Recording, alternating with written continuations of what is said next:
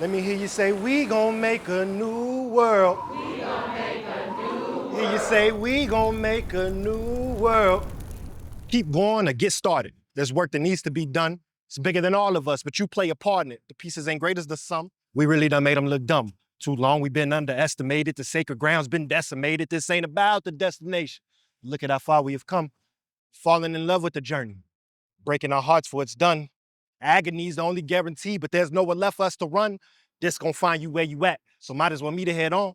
Can't escape what's everywhere, whether die and be dead wrong. Don't let the fear of failure freeze you up. We learn from every attempt.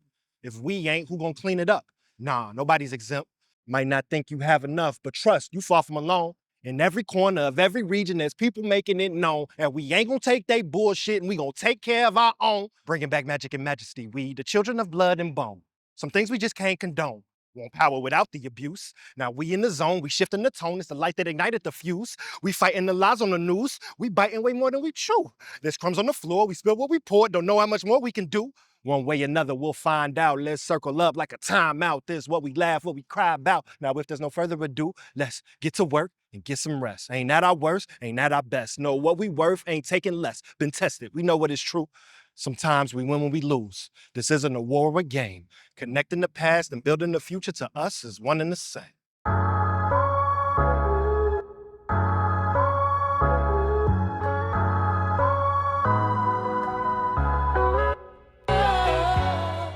Welcome to 1 Million Experiments in the Field. I'm Damon. I'm Kiss. And for the past few years, we have been in the lab documenting experimentations and how we create safety in a world without policing and prisons.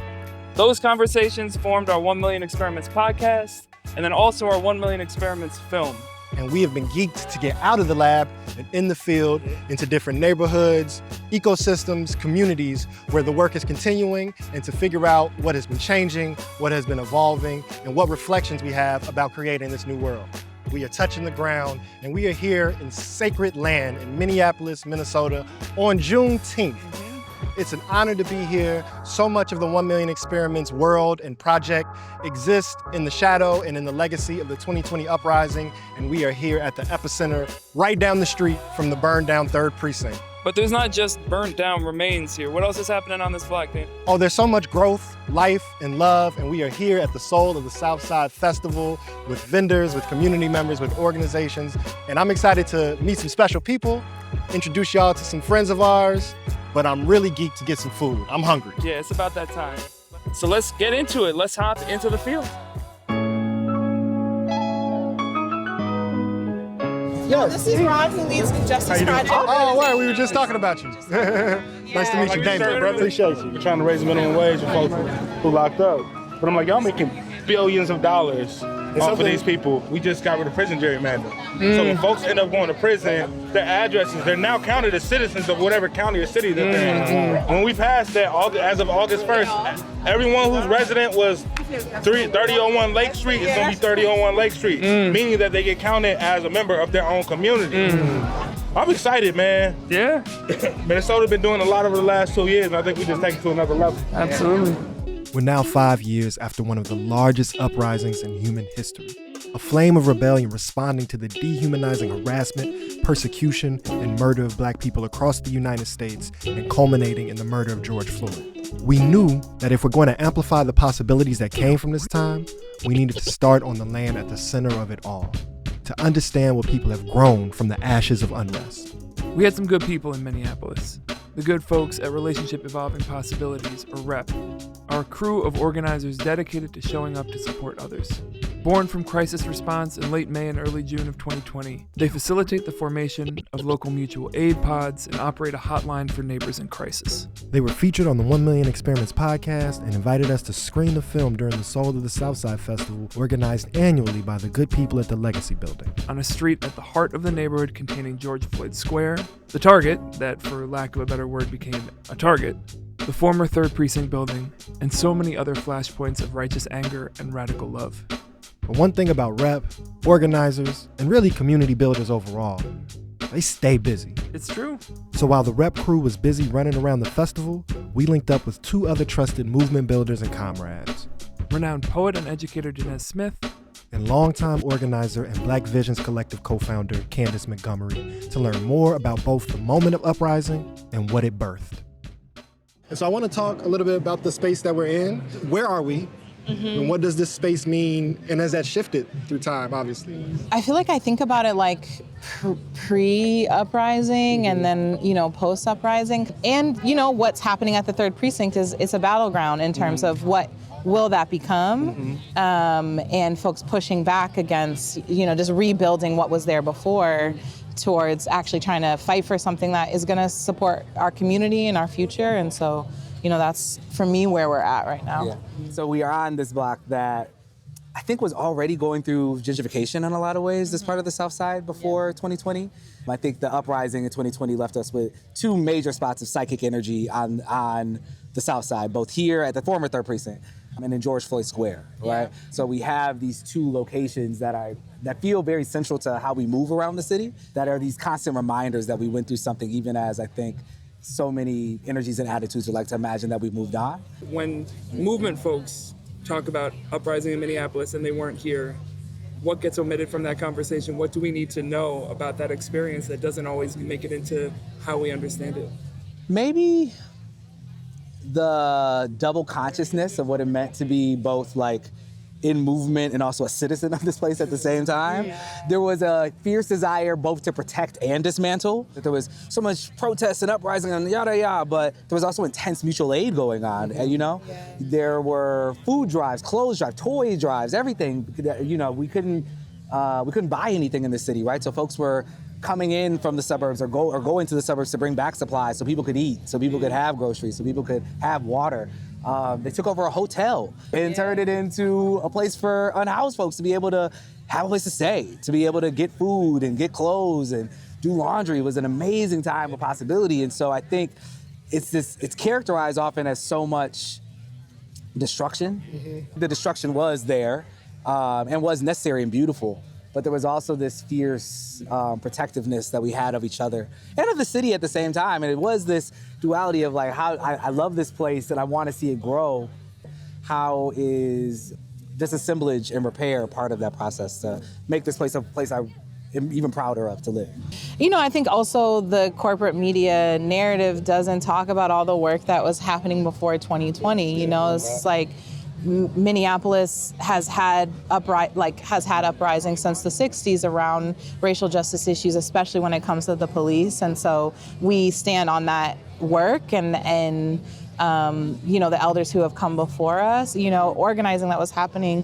Organizations like Neighborhoods Organizing for Change, NOC, were one of the first who were like, hey, y'all, they openly talk about our city budget every single year, and you can go to those meetings. Did you know that? The work of Reclaim the Block and Black Visions is happening beforehand strategically to move money away from the police department and into, experiments, new things, new infrastructure that's led by community. And so I think that that's oftentimes what gets missed. And I'm thinking of this notion of holding folks accountable and being prepared to do that because we've been doing the work. And I want to go back to a moment that was prominent with you. In Chicago, was a part of the Defund CPD campaign. Right, and in one of our internal meeting strategy sessions trainings, we pulled up a little video of you standing up on a platform and talking down, literally physically, down to the mayor and demanding he be accountable to the demands that were popularly being spread in the streets. Jacob Fry, we have a yes or no question for you. Yes or no? Will you commit to defunding Minneapolis Police Department? Abolition of it? What did I say? We don't want no more police. Is that clear? We don't want people with guns toting around in our community, shooting us down. You have an answer? It is a yes or a no. It is a yes or a no. Will you defund the Minneapolis Police Department? To be honest, I did not expect him to come outside. Bad plan on his part. That was a wild decision on his part. Let me just go for a stroll. Use some fresh air. Make my voice heard. All right, be quiet, y'all. Be quiet, because it's important that we actually hear this. It's important that we hear this, because if y'all don't know, he's up for re-election next year. He's up for re-election election next year. And if he says no, guess what we gonna do next year? I do not support full abolition. All right.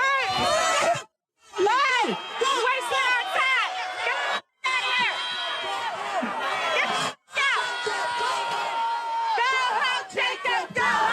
here. We kind of had considered if he comes out, we'll ask him these sets of questions. We want to get a public proclamation. That's a pretty basic and organizing tactic, in these types of moments. It's called bird dogging. Back to, what comes before this is being trained intentionally by folks who had wisdom, who had skills to be like, so when you're in a moment like this is what you do. You ask yes or no questions. And if he answers no, you shame them, period. It's a pretty basic formula. There was a moment where my comrade Alucci was asking questions and he was kind of, dodging them and stuff like that. I was like, bro, give me the mic. Give me that mic. I'm so pissed off right now. I cannot believe this man thinks he can come here in front of thousands of people and not at least pretend to be with us. I think also a lot of energy from the crowd and just trying to really push hard to the left in that moment. My East Coast potty mouth came out, as my mom has reminded me. She's like, I love that you did that, but did you have to swear so much? And I was like, yes, I did. Please hold those in power accountable, but maybe know those 7 words. Yeah. Exactly. The uprising was a vessel of righteous anger, but as Danez said, it was also a space of collective care and protection. Moon Palace Books has stood on this block since 2012. In the midst of the uprising, organizers found refuge inside, washing tear gas from their eyes and recharging between the shelves, full of revolutionary and poetic texts. Our folks at Rep linked us with Moon Palace, and they were wonderful hosts for our screening of the 1 Million Experiments film. In the back room, where many of these same audience members had sheltered years before, we hoped that sharing the story of 1 Million Experiments could help them feel the impact they had made in communities across this land and beyond. Coming out of the 2020 uprising, and this being the epicenter, so it really is an honor to be here. Organizers all over the country, right, took up the flag of defund. The language of abolition became more popular or started to come from the underground and creep up to the mainstream. And some people in good faith and some people in bad faith had the question of all right, if y'all talking about getting rid of cops and prisons, what do we replace it with? And Miriam Kaba, our collaborator, mentor, movement fairy godmother, wisely said, we don't need one institution to replace death-making institutions. We need 1 million experiments on how we create safety in our communities and in our local context. And so from that, started just cataloging on a Google Doc. That Google Doc then became an online encyclopedia, 1millionexperiments.com. And then we came in and said, hey, how about we talk to some of these projects and some of these practices and some of these experiments. And we had a podcast called 1 Million Experiments as well. But we wanted to make a more accessible, more tantalizing, a little bit more colorful and sexy invitation and celebration of movement. And that is this film, 1 Million Experiments. After the film, we hopped into convo with Danez and Rep Core member Jason, who told us about his organizing journey and the work of relationships evolving possibilities. When I came home from prison, I was grateful to find organizing. But it was people in 2004 who said, no, I think you'll be good at it, or you know too many people. I think you'll be good at it. Because I was like, community organizing, that's the thing y'all teach? I got 15 people at the crib right now. I didn't know it was a thing. And REP just stands for Relationships Evolving Possibilities. We try to hold our relationships right. I have this shtick on breaking down the word liberation, because I think sometimes we just use it. And I've noticed some of us what's the difference between how the liberals use the notion of liberty and what is our radical sense of liberation? I think the etymology of the word actually helps us, and PNAP exemplified this for me. So if you take the word liberty, L-I-B is the root of all of these words, and that just means freedom. And I think in the noun of liberty, it's flat, I think it's flimsy, I think it is a selfish freedom. I think it is an irresponsible freedom. It means free from responsibility to take care of others and to be a part of the whole. Freedom from being organized, freedom from being accountable, and it's also a freedom that can be given and taken away, right? But then if we take that word liberty and go to liberate is now a verb. And that word means to make free. So from just free of freedom to make free. And then when you get to liberation, put that little ION at the end, Suffix game. Now it's a noun again. And that noun means the state of making freedom. So liberation is not about an outcome. It's not about a win. It's not about an end goal. It's about being in the state of making.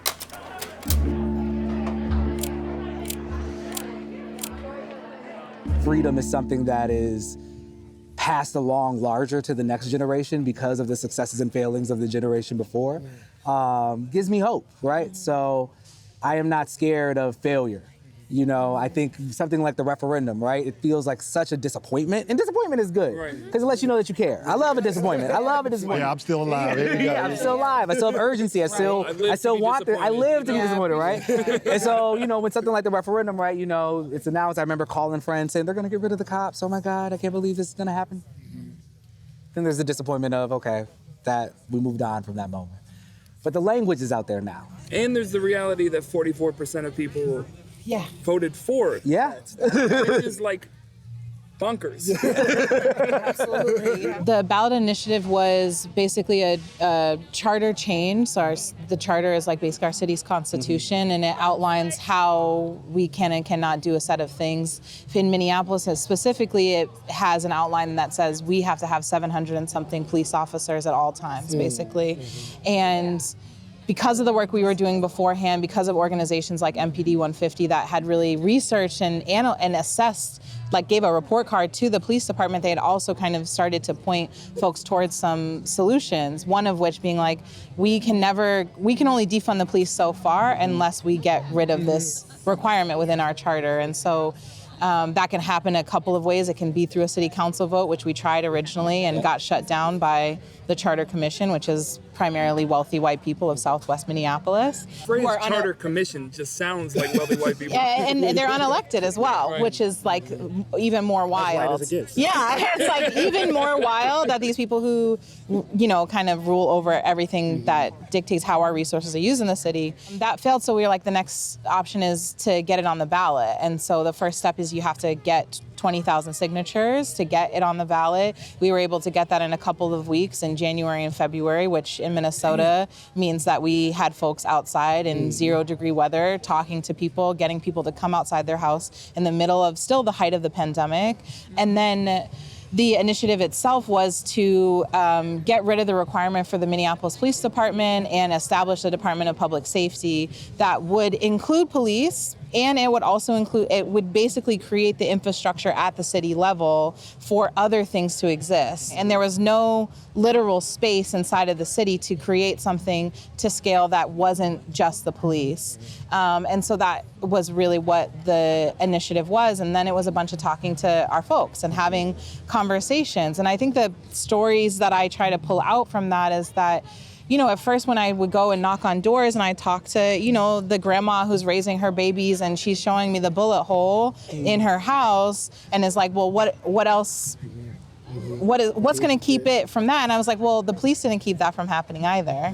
And she's like, word. What we're trying to do is create opportunities for youth programs, for folks to respond. Like, you're concerned about somebody using in their car outside of your house. Like, the police don't do anything about that. Like, we can actually create a pathway towards figuring out how do we address and support some of those concerns that have your grandbabies at risk and also has that person's life at risk, right?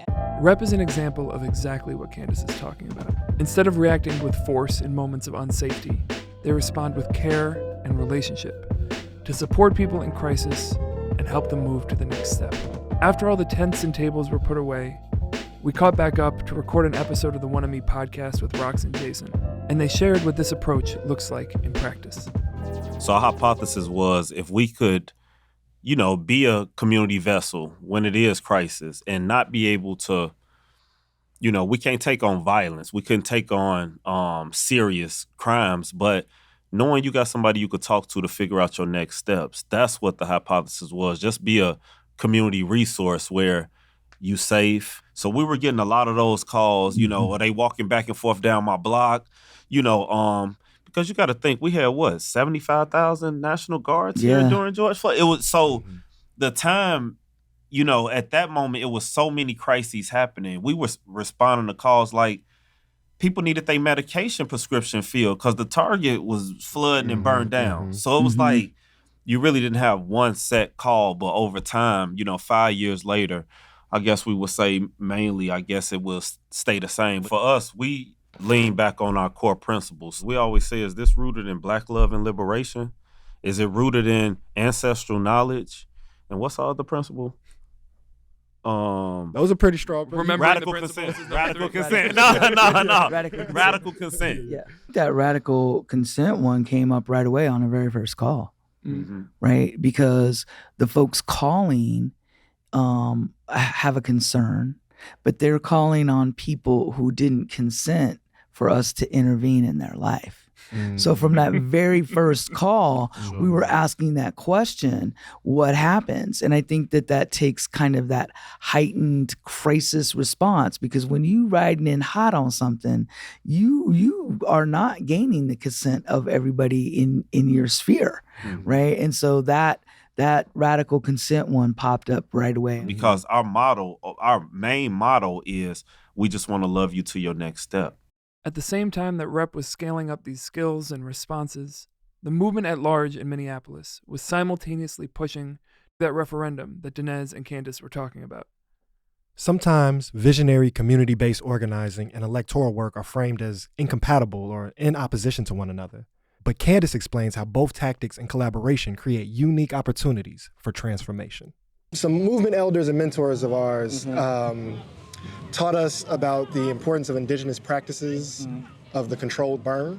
And that like a lot of the wildfires that we're seeing, particularly on the West Coast, is because we've moved away from the indigenous stewarding of land, and that Native folks for centuries intentionally burned down to, one, control from the big fire, but also to allow new growth. And so I feel like that's somewhat of an ecological metaphor of what happened here. But I'm curious for y'all, especially outside of the state and outside of trying to, maneuver these cumbersome legislative processes, what has grown in this space after this clearing, after this fire? Our capacity for possibility has grown. People's ideas that they can change the city, that they can change the world around them, I think is something that's grown out of it. I think there was, sadly, a loss of innocence for a lot of young folks, but I think the result is that there is a very active, very vocal, very informed, and very hungry for change group of young people that is alive right now. I think I'm worried about what might grow too, What will be built, and will the community have a say in what is cleared out by the fire? Some invasive species pop up. Some invasive species definitely pop up. Right, the fire can either let's return some of this community, or it can just be like rapid fire gentrification, So there is this question of how will the people and how will capitalism respond to this new space that has been cleared out? I think Andrea Ritchie says this, but abolition starts with how we talk to ourselves. For me, the vision of abolition has never been, we will never hurt each other, we will never harm each other. It's what do we do in that situation is the vision of abolition for me. I think a lot of that starts with can I have compassion and grace for myself to understand why other people might make the decisions that they made, and then to extend that compassion and grace to them. The soul of the Southside felt like what Kandace was describing: grace, commitment, and tenderness. Abolition isn't just the absence of harmful systems. It's this new type of presence that shifts what is possible. And things have shifted. In the summer of 2025, the mayor that Kandace demanded answers from lost the endorsement of Minnesota's Democratic Party to Omar Fateh, a Somali-American Democratic Socialist. It's the first time in the party's history that an incumbent for Minneapolis mayor lost to a challenger. After years of debate, the city is moving forward on plans to turn the former police precinct building into the Minneapolis Democracy Center, a municipal facility that would make voting more accessible, but that community groups say needs more community oversight and doesn't acknowledge the grief and pain that the land holds. And of course, as fascism has risen on a federal level, we're witnessing a doubling down and investment into militarism, surveillance, and incarceration that is putting so many of us at increased risk. What will grow on this site and in this city is uncertain. But what we know is that Jason and Rox and their people at Rep have been and will continue to be creating new possibilities in times of crisis. We know that the people who took to the streets for George Floyd created a flame that moved millions to action and shifted our society's relationship to the abolition of policing and prisons. And we know that when we gathered on this block on Juneteenth, marking the anniversary of the realized abolition of chattel slavery, we could see what has been rooted in the soil fertilized by the 2020 uprising. So many experiments have been born, but we need about 1 million more to care for our people and truly create the freedom we deserve. So get in the lab, wherever you are, and we'll see you back in the field soon. Until next time, much love to the people. Peace.